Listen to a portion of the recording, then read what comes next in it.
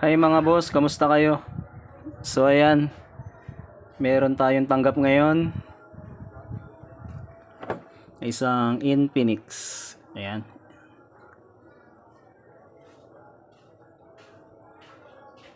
Ang sabi ng may-ari ay bigla na lang daw ayaw mag-charge. Ayan. So papakita ko sa inyo mga boss. Step by step ulit tayo. Hindi tayo basta-basta nagbabaklas ng isang cellphone. Kapag sinabi ng may-ari patay yung cellphone, ayaw mag-charge, di tayo tulad ng iba dyan na agad-agad binubuksan yung cellphone, iinitin yung power IC, iinitin yung CPU. Kaya ang nangyayari, imbis na magawa, lalong lumalala yung sira. Ayan. Kung step by step kasi tayo magsisimula tayo sa charging, ayan. Tetesterin natin yung motherboard. Hindi natin maisira yung unit kung hindi tayo padalos-dalos. Ayan. So, unang step, subukan natin i-charge. Dahil ayaw nga daw mag-charge. Try natin. Power on nga natin. Kung nagpa-power on.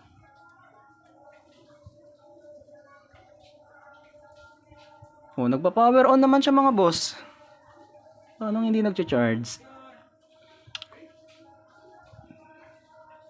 May battery pala, pero tingnan natin. Ayan, nagpa-power on siya.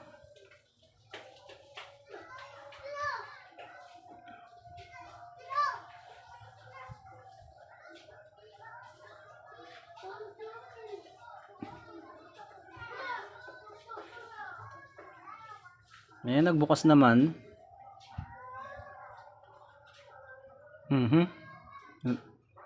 Ayun, kaya lang di siya nagtutuloy. Ayun, nag-vibrate, namatay na mga boss. Ganun lang siya. So, try nga natin i-charge. Minsan kasi mga boss nakukuha sa charge lang. Marami na akong na-experience na ganyan mga boss. Chinards ko lang, naging okay na yung unit. Yung mga ganun mga boss. Kaya sa mga baguhan na wala pang product schematic, bili kayo ng product schematic mga boss. Napaka-importante niyan. So ayan mga boss, tingnan nga natin kung magtutuloy. Lumabas yung ayun mga boss, 0%. Ayan, 0%. Drain na drain yung battery niya mga boss. Kaya nung nag-on siya, di siya tumuloy. So try natin i-charge lang muna. Ayan. So ito mga boss, kaso nga lang, ba't ganun yung charging niya? 0. Ayun, sa bagay. Yun, pataas ng pataas, 0.7, 0.6, nagsi 0.8. So anuhan lang na muna natin kasi drain na drain lang siya. Ayan, 0.8, 0.9, tumataas siya. So mga drain na drain lang to, nag-iiba-iba eh. Ayan mga boss, try lang natin i-charge muna. Bili kayo ng ganito mga boss, product schematic. Ayan, o kaya tingnan natin, baka may problema rin yung charging pin nito. Nag-iiba-iba yung niya mga boss. Pero tabayanan pa rin natin, obserbahan kung lowbat lang ba o kung may problema yung charging pin, or baka yung charger niya lang may problema. Bakit tayo mag-charge? Nag-charge naman dito mga boss eh. Kaya lang pag nagagalaw.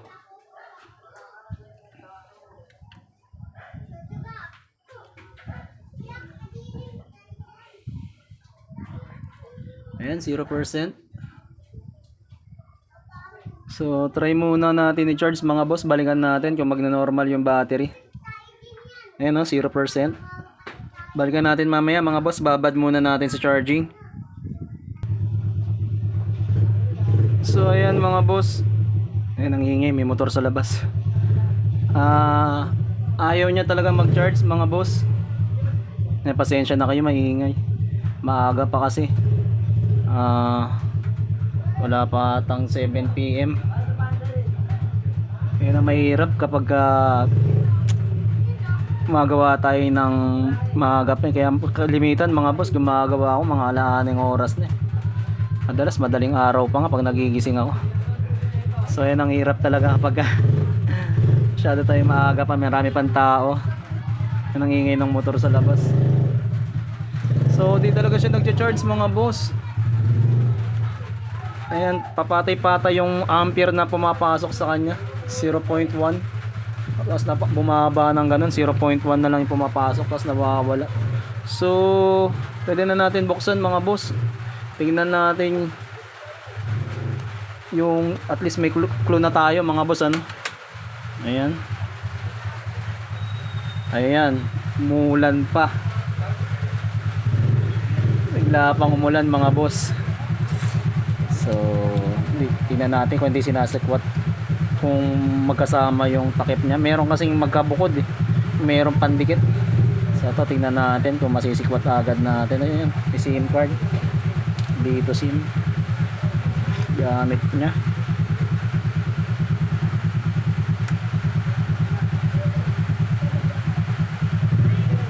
Natin kung masisikwat.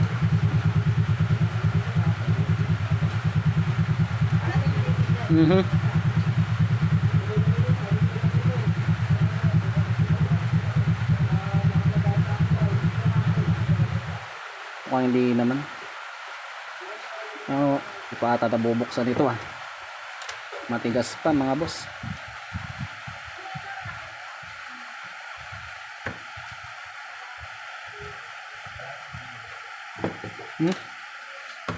Dulas.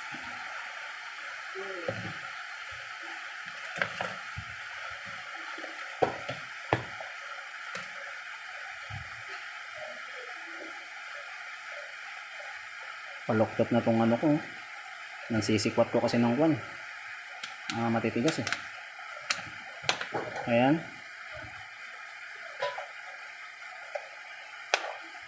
Pata na bubuksan ito. So hindi naman siya magkabukod, hindi dinidikitan yung takip. Ito hindi naman. Ayan.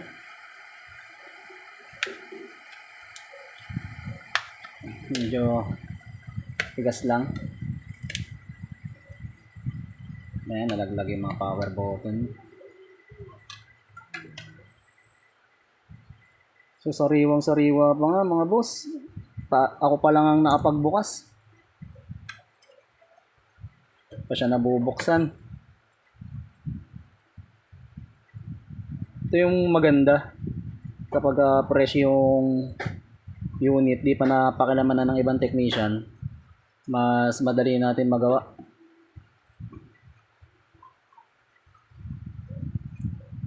So gamit tayo na ito.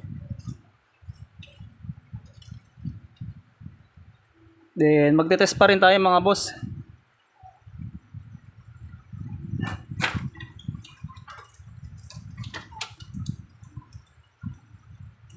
Muna tayo sa charging pin.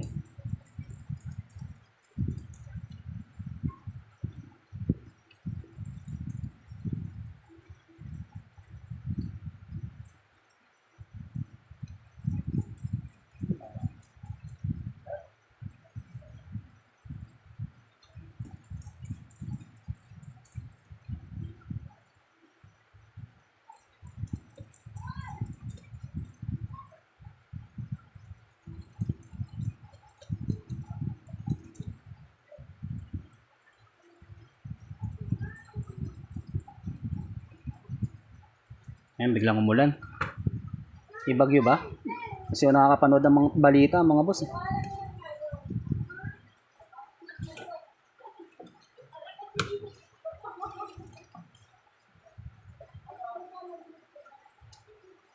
Ayan.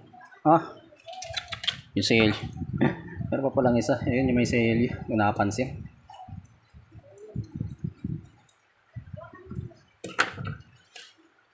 Medyo malabo na ata yung mata natin So ayan. Napakaganda pa ng loob niya. Ayun, ang ganda. Dahil ang ganda ng positive negative niya mga boss. Hindi mahirap hulihin yung Positive, negative, ang laki eh. Yan kinaganda sa mga ano eh, ibang Android. So, testerin natin. Saksakan natin ng charger. Makita natin yung voltage. Kung papasok ba ng 5.2.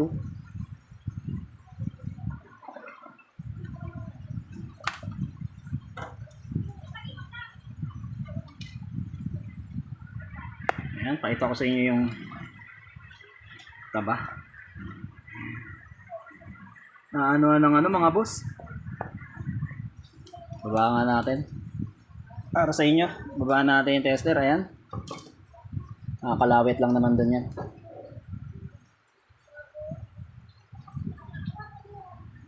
Ayan, nilagyan ko ng yellow tape yung screen, mga boss, para magmukhang classic lang. Ayan. Walang magawa eh. Pero pag iniliyawan, okay pa rin yan. Ayan, kung nagkulay dilaw. Dahil sa yellow tape yan, mga boss. So, ayan. Testerin natin yung positive, negative ng charging port. Ayan. Medyo kulang. 0.5. Dapat 5.2, mga boss. Ang lumalabas sana dito sa charging port. Terminal niya, no? Ayan, no? Positive, negative ulit. Ayan, may negative kasi baligtad yung tusok natin, pero okay lang yan. Kasi 5.1. So, dati mga boss, kwento ko lang sa inyo. Yung experience ko about sa paggawa dito about sa charging pin. Meron 5.2 mga boss, pero may problema, hindi, kalimitan. Pero minsan lang yun eh. Ayan, medyo kulang ng konti lang yung charging niya. Hindi siya umabot ng 5.2. 5.0 lang siya to 5.1 something. Minsan mga boss, nag 5.2 may ginawa ako. 5.2 siya, 5.2. So, pero ang nakita ko naman sa product schematic, nag-iiba-iba yung amperahe na pumapasok. Hindi mapakali yung product schematic, mga boss. So, napaka-importante na may gamit talaga tayo, mga boss, dahil nadedetect natin kung ano talaga yung problema ng isang unit.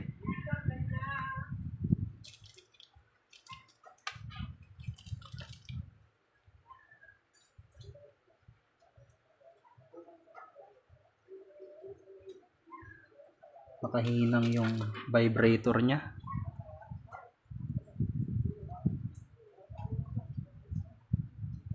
So, bubugahan na lang natin to para matanggal. Sisikwatin na lang natin ng tweezer.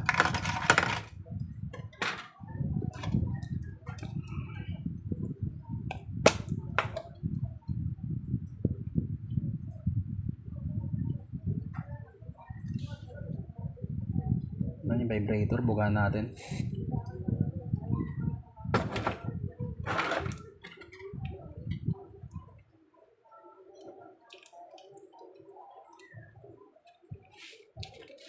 Yan.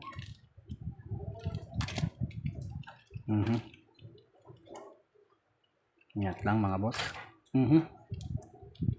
Masikwat Ayun, sikwat.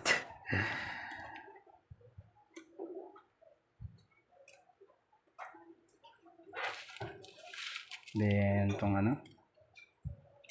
sa antena nya.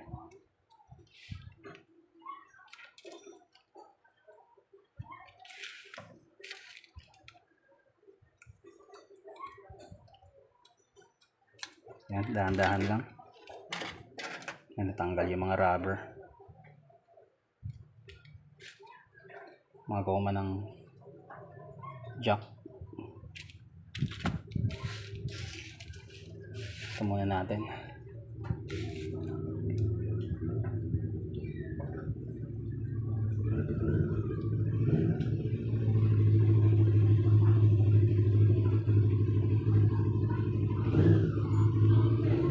So, magpapalit tayo ng charging pin, mga boss.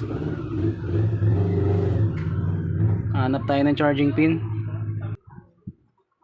So, ito, tingnan natin. Medyo hindi na siya gaano kamuka. Pero yung paa, mga boss, kapareho naman. Ayan, sana magsakto.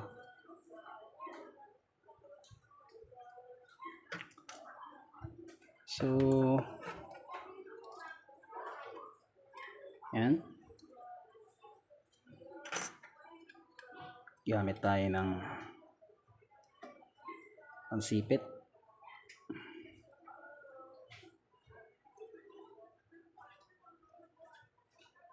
Yan, para matanggal natin yung charging pin.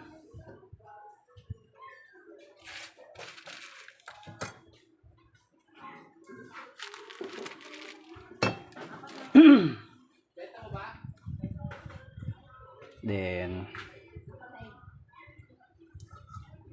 gamitan natin ng hot air. Gamit tayo ng hot air mga boss. Pala na ready yung hot air ko.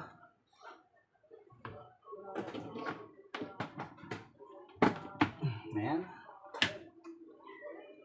Lagyan natin sa 5.5 yung init. Then number 4 yung hangin.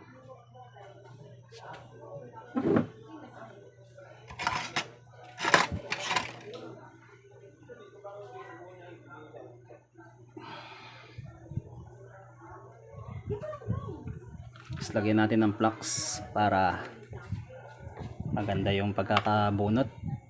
Ngayon mga pyesa na mga nabunot nyo, no? May ipon ko.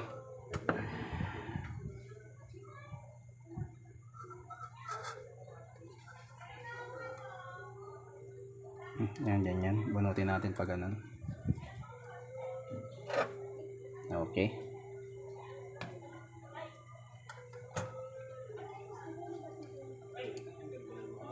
Yan.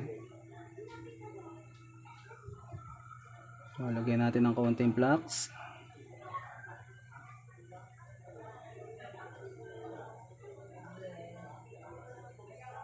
Dami masyado. Yan. Ang pinainit lang natin yung hot air natin mga boss. Ito nyo ba? Tatakpan ng anino eh.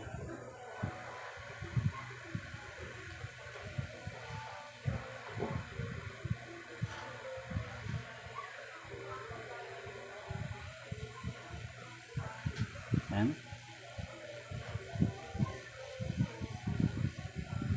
Five and a half yung gamit yung init. Then number 4 yung hangin. Gordak 850 yung gamit natin ngayon mga boss, ano? Na hot air.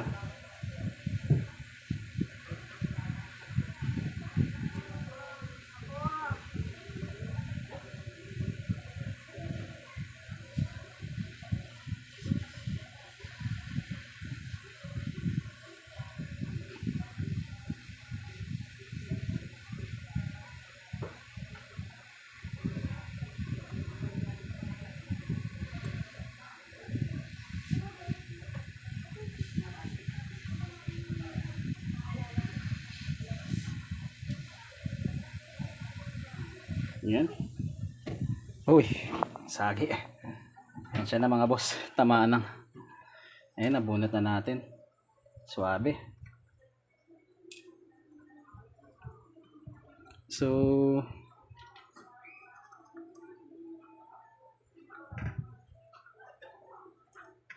aray, mainit. Medyo mainit mga boss.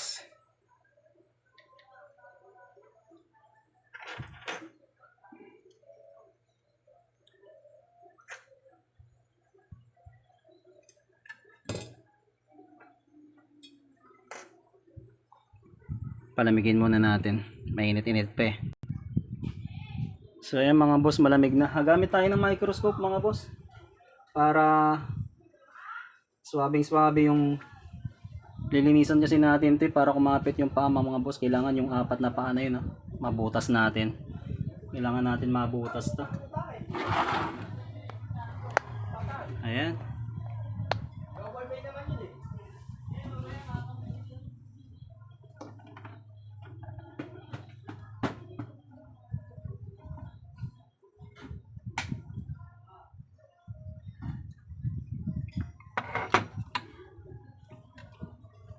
Gamit natin na soldering iron ay OS Esteem T12-X. Ayan, 400 Celsius. Gamitin nating init para mabilis higupin yung tingga. Then gagamit tayo ng saan yun? Solder wick.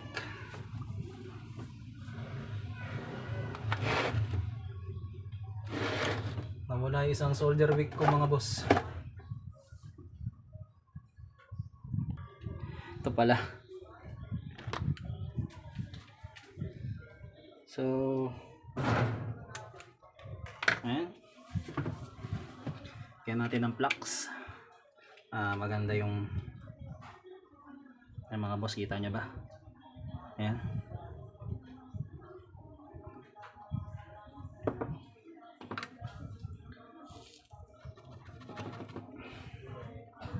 Ayan, tingnan natin sa microscope. Ayan. Kailangan mabutas kasi ito, yung apat na paan nito mga boss.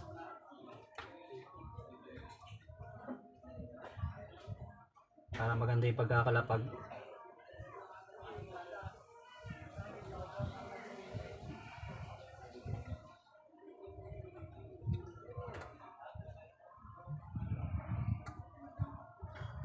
Ayan. Tatanggal yung sipit natin eh.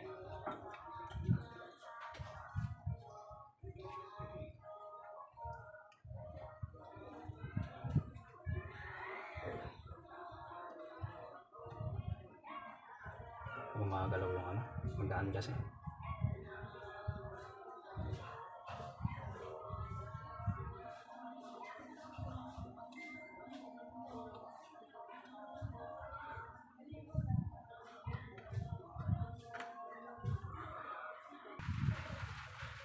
So ayan mga boss, nalinisan natin maigi. So ito yung gagamitin natin charging pin, no? Ayan, bagong bago yan. Try natin kung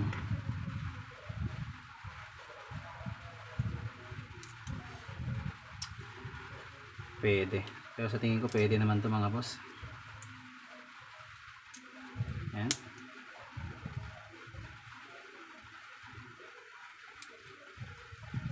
Yung charging pin. Try natin kung lapat na lapat. Ayun mga boss.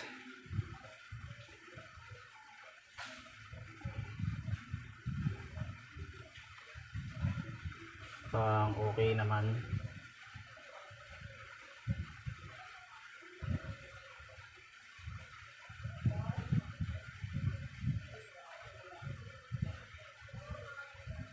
So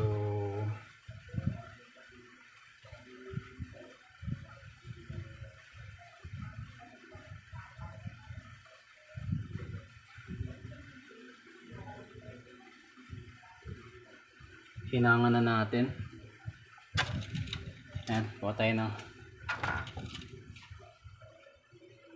mahaba yung ano natin eh. Layo kasi na pinaglalagyan ng tingga ko ngayon mga boss. Ayan.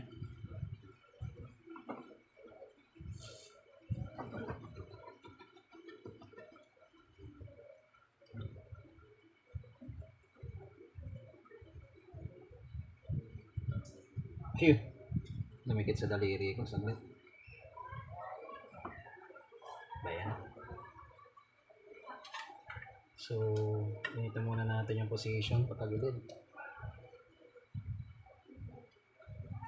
Maganda gumamit pagkakabitan tayo ng charging pin mga boss, kasi nakikita natin yung hinang natin kung maayos. Matitimpla natin na maigi yung tingga na ilalagay natin.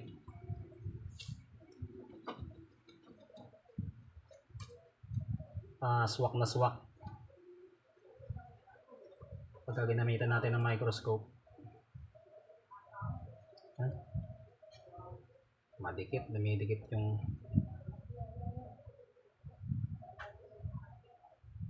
gawa ng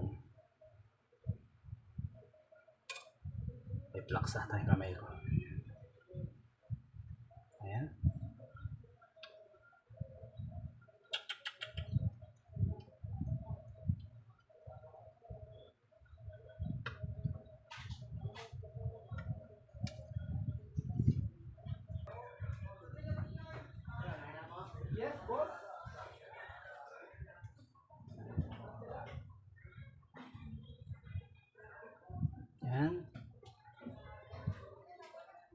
Puntahan natin maigi yung hinang para matibay mga boss.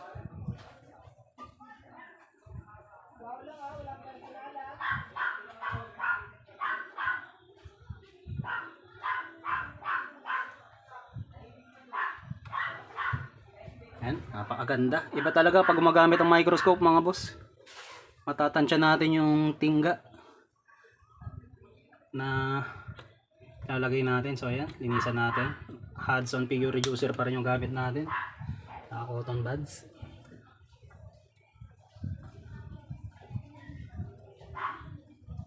Yan. Para mawala yung mga dumi.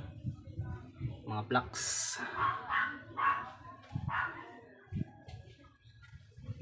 Kahit tissue na lang, di na natin pasadahan ng hot air yan, baka masunog pa yung plastic, magka problema pa. Ayan, patutuyuin lang natin ng tissue, then try natin ibalik mga boss. Ayan na, wait lang, tayo natin yung microscope, yung finished product natin. Nakabit na natin yung charging pin.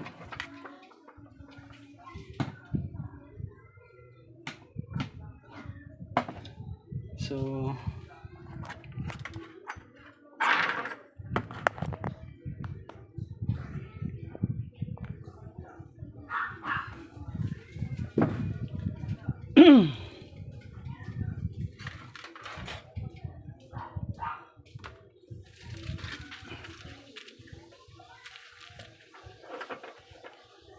medyo mahaba na yung video natin mga boss.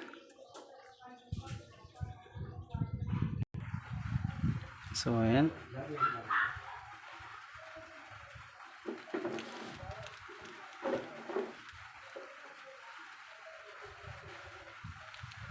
tingnan natin yung takip.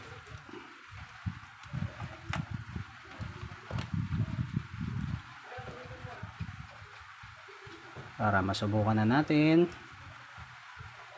kung charging pin lang nga ba yung problema.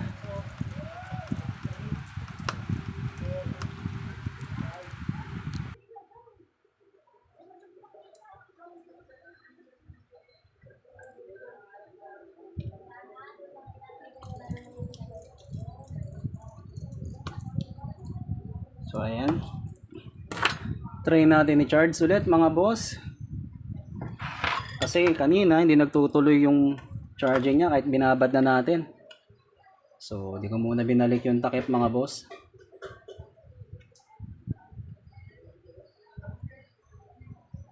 Ayan.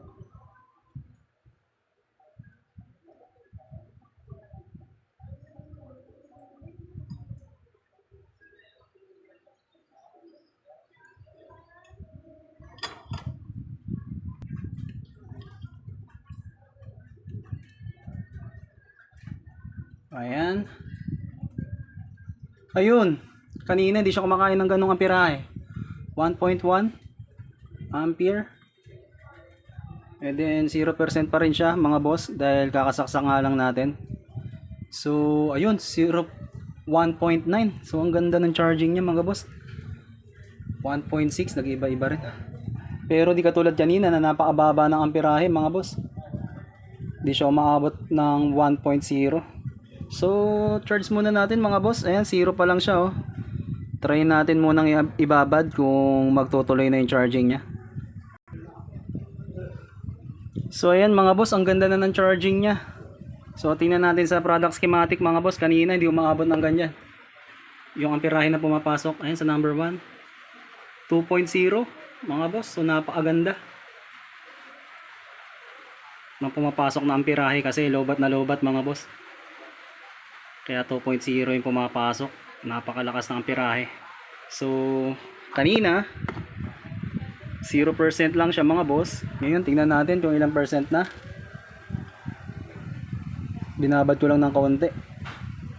So, ayan mga boss, pumasok na siya oh. 2% na. Kanina 0% yan mga boss. Ayun, 2% na. Kita nyo naman. So, tama yung ginawa natin mga boss. charging pin nga lang. So ayun yung sinasabi ko mga boss, ano, kapag sinabing patayin yung unit niya ng customer o ayaw mag-charge, di tayo basta-basta gumagalaw ng motherboard para hindi natin masira yung cellphone. Dadaan tayo palagi sa tamang proseso, no? Ayan, step by step. Ganun lang ang gawin nyo mga boss, lalong lalo na sa mga baguhan. Check na hindi kayo makakasira ng unit. So sundin nyo lang yung payo ko. So maraming salamat mga boss. Babad lang muna natin ito, tapos babalik ko na to sa customer. Ayan, ipo-full charge lang natin to. So maraming salamat mga boss. Subscribe po kayo sa YouTube channel ko. At kapag may ads, wag po sana tayong mag-i-skip ads para makatulong po kayo sa aking YouTube channel at palike po ng mga video. Para sa susunod na mga video ko ay ma-update ko kayo. So maraming salamat po ulit mga boss. Ingat tayo palagi.